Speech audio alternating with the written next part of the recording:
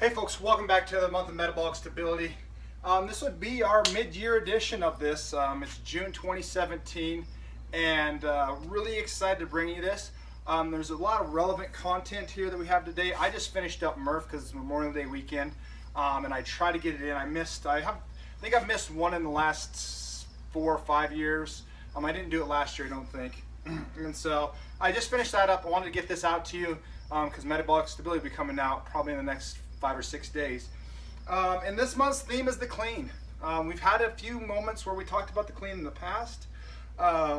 We just put out the course for the kettlebell clean and the kettlebell clean course that's available over on Josh's main site. So if you're into that kind of stuff and wanting ways to kind of fix that hassle-some solution that a lot of people have trouble with the kettlebell clean and the whole whack wrist bit, I think we've got some really great solutions over there. One of them we're going to share with you in just a second as part of my 2 lifts that I'm going to focus on this month and share with you. But other than that, we're just going to share the clean. It's probably the epitome lift. You've got lifts like deadlifts and trap bar deadlifts out there that are really ridiculously popular now. In the kettlebell world, you have this kettlebell swing, and then you've got lots of bodyweight stuff. The clean, I think, should be as foundational as some of the stuff that I just did in Murph.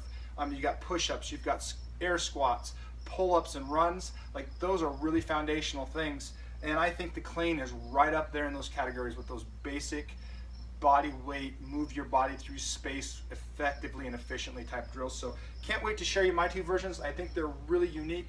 One of them I said I think will make maybe form a solution for you in the whack wrist world. It's got really great reception during the clean course, so hopefully you like it.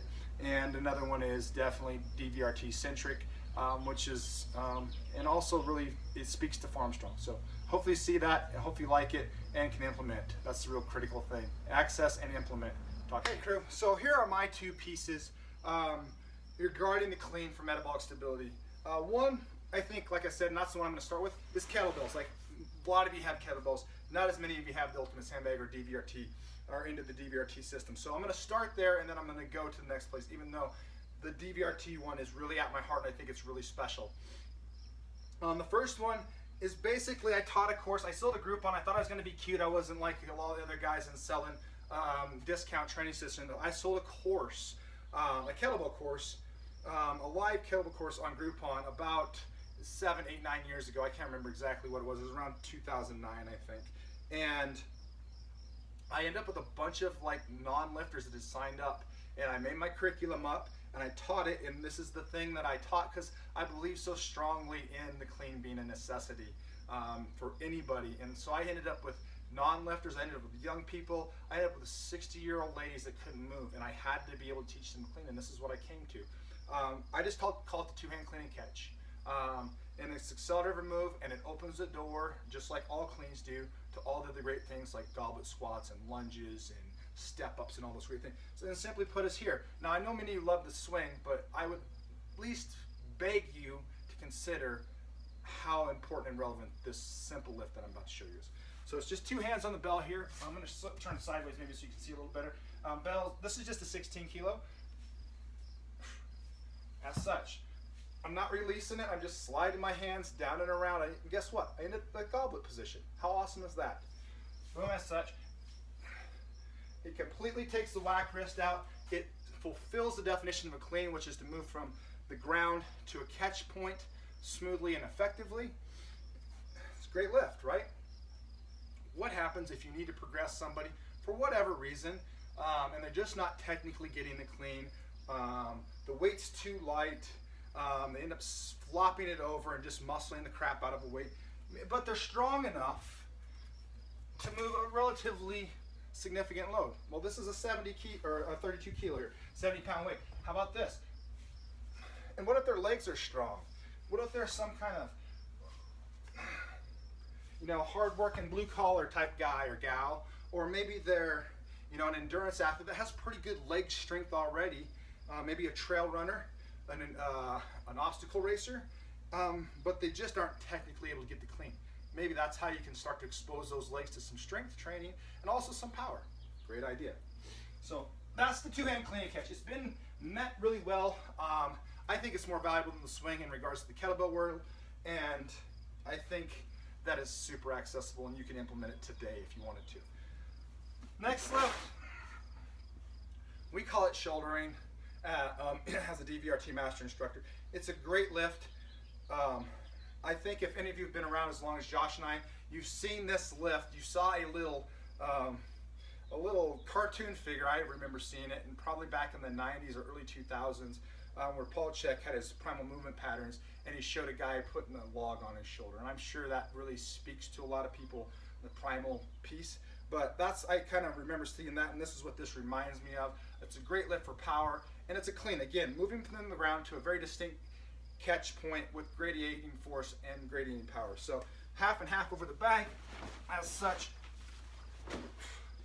And I'm just accelerating it into position. I'm not actually picking it up and it's not like you're putting a kid over your shoulder, because a kid's much more valuable and fragile than a sandbag is. It's an acceleration, and then it's just a nice little light tap on the shoulder as you release and gradiate that force and come to your final point. So I'm going to show you a couple angles with this.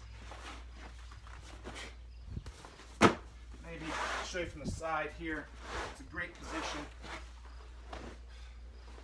And again, this speaks to me from the farm strong standpoint of loading bags of grain or feed, or when I was working in the oil field days in the energy industry, loading 100-pound bags of bentonite, basically clay to mix and put down the hole. So all those things are available. This is a great clean. Again, if you have control and hand issues and things like that, then this is a really, really wonderful clean that is so accessible, and again, so implementable that I don't think anybody should have this out of their repertoire. This should be in everybody's repertoire. Just like those things that are really popular nowadays, like the deadlift and trap bar deadlift. You should have these tools, even if this is the only thing you do with them, is just these two simple lifts we had to share here. Josh is going to share some awesome variations and where you can go with this, and makes some things easier, but this is, I think, things that are really accessible, and that's kind of been the heart and soul of what I've done and why I've gone back to these roots for me, if you will, in my training. So talk to you soon. Have a great halfway month of 2017. Hopefully your training is going awesome. Enjoy your summer, and I'll talk to you next month. Like I said, once you understand the clean, you really have almost what seems like limitless options on how to progress the movements. One of the things that we don't do enough of, though, is taking that clean outside just that sagittal plane or the up and down motion that most of us are familiar with in any type of clean. One of the beautiful things that we can do is start doing different planes of motion. Things that would probably be relatively unsafe to do with a barbell. While I'm sure someone's inevitably going to try it, just the length of the barbell doesn't make it probably a good idea. And one of those is going into frontal plane or side to side. And really that's important because our glute medius and minimus are muscles that help stabilize our glutes. So normally when we say glutes, there's three muscles on each side that we're really referring to. And the idea of our glutes is that they don't only extend our hip, but they also stabilize us from side to side as we walk and run and do real life activities, right? If we didn't have that, those little muscles, we'd usually sink off to the side and we compensate in our movement quite a bit. And in fact, Dr. Stuart McGill talks about that a lot of problems even for athletes is what he calls a leakage of strength to the frontal plane. So what happens is basically, as I step or I run, this hip can't stabilize me on the side. I just shift just enough, or there's enough leakage of that stability where my body starts compensating. I can't create power or strength. Or less desired is that's where injuries come about, because now I'm loading different structures, or I'm asking muscles to do things they normally wouldn't be doing, right? So again, using that lateral stability is so important in functional training. So whether you're an athlete or just someone looking to improve quality of life, it also opens up the door for us to do a lot of new clean variations. Now, what you're probably wondering what I'm holding is a valve slide. So out of valve slides, you can use any type of glider you want, but what we're going to do is talk about how you layer that progression, because the toughest thing when you start moving in different planes of motion is that you're introducing a level of instability and complexity again to people. So all of a sudden they could hip hinge, no problem up and down, and maybe they could even do it in sprinter stance, but you ask them to start moving, and all of a sudden it looks like, again, they've never done a hip hinge movement before. So what the glider is going to do in the valve slide is going to allow me to add progression, because it's just like in lunging, and we're going to talk about it in a little bit. Lunging is unique because it has direction to it. Lunging forward requires me to decelerate so much more of my body mass. So that's why a lot of people struggle when they're learning lunges and going forward, because they have to stop so much of their body weight in the exercise. Versus if I step back, I keep my center mass over my base support. In other words, I don't have to decelerate as much of my body, right? That's why any of you that do get-ups, you rarely do get-ups, especially when you're coming down, going forward. When you're coming down, you go backwards because you got this long lever arm of the bell. It makes a lot of sense. All right. So this is how the valve slide is going to come into play. So it sounds silly, but the act of just stepping laterally is a very unstable motion for most people. What they'll do is they'll dump. They don't know how to stop themselves. They don't know how to position themselves. Plus, the valve slide is going to give me some valuable feedback. So I'm actually going to put it on this side to begin with. Now, what we want to do at first is definitely sort of anticipate what the client's going to want to do. Now, you'll be surprised. Clients sometimes do this better than fitness professionals, because fitness professionals, we've sort of patterned a lateral lunge, right? So just like there's a difference between squatting and hinging, there's a difference between lunging and hinging, all right? So one of the things we want to do is get them the idea that we still need a hinge. That means relatively vertical shin. More of my chest is going to be ending up pointing at the ground. And what I'm going to do with this, the glide, or the valve slide here, is I'm going to teach them that when they go out, how they want to keep their weight over this leg. So I'm taking away how much body mass they need to decelerate. By keeping my weight over the stance leg and the leg moving out, I'm keeping my center mass over my base support, just like that drop lunge or the reverse lunge. So I'm worrying that both feet are active.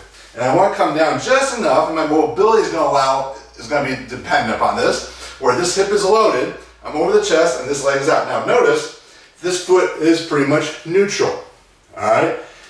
Can people slightly externally rotate their foot or turn their foot out? It's fine initially, but we want to keep it straight ahead. Unlike when we're just moving up and down, moving to the side is a little easier to keep my feet pretty much forward. Now, slight turnout's fine. We want to watch for exaggerated turnout, because again, that's sort of compensating the movement. The other thing that the glider allows me to do is look for imbalances that I should be able to glide straight off to the side of my leg, not backwards. A lot of people will go back as they slide, which shows they're trying to find stability in the movement. So I want to make this a pure lateral slide. And again, both feet are active. Now, unlike how we taught the clean initially, I'm going to go one-handed, because I'm going to use the bell, and it's going to stay under my base support. You're going to see when we use two bells, it's going to give me a different variable, having a weight to the side of my body. So keeping the weight underneath me is a little easier. It almost acts like an anchor to help me balance. The only tough part is I don't have anything in this arm to sort of give me some counterbalance. So again, I can use the guard technique if I need it. So, just like before, I would generally start the lateral clean from a dead stop, or we work from top down. So I'm going to deadlift the weight with the arm on the same side as my glider. I'm going to slowly glide out. Now when I hit the end point, both feet are active, this arm is still packed. I'm going to drive through both feet to bring that weight up. And I still want to finish in that nice tight plank. So I'm grabbing the handle, elbows driving my ribs, glutes are tight by pressing in the ground. I'm going to come down by sliding and catching the weight at the same time.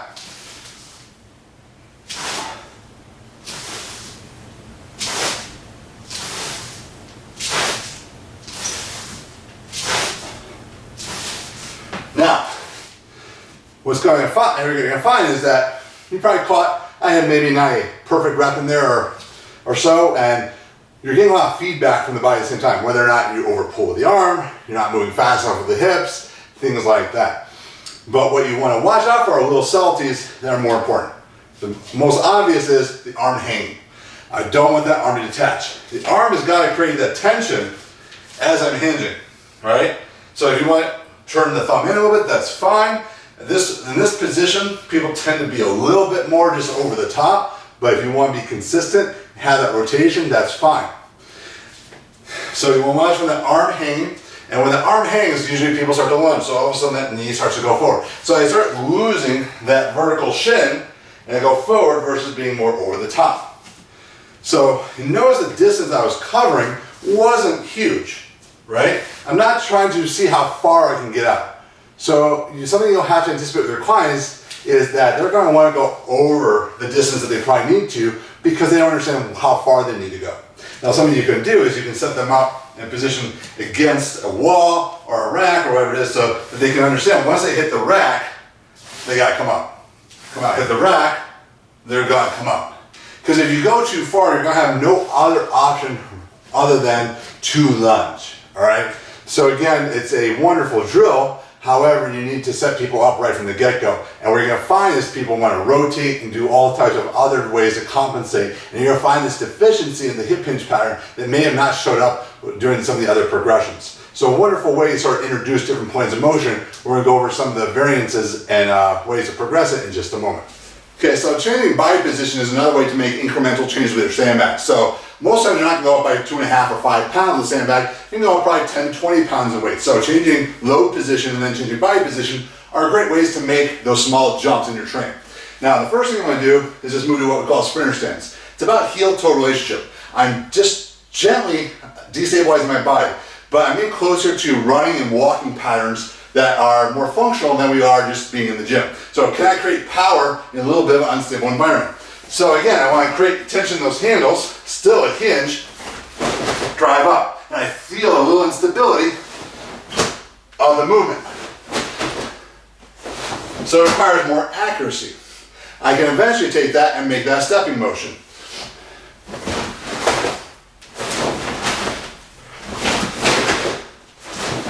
It becomes a little bit more athletic in nature, and then over time we can do things forward and backwards. So again, I'm starting to add a little bit more movement to a great exercise. So if I set up in my sprinter stance, clean up, step, walk back down, up, step, come back down, and see how the heel is always elevated so I don't lift the rotated pelvis. I can change plane of motion, so I can start going laterally.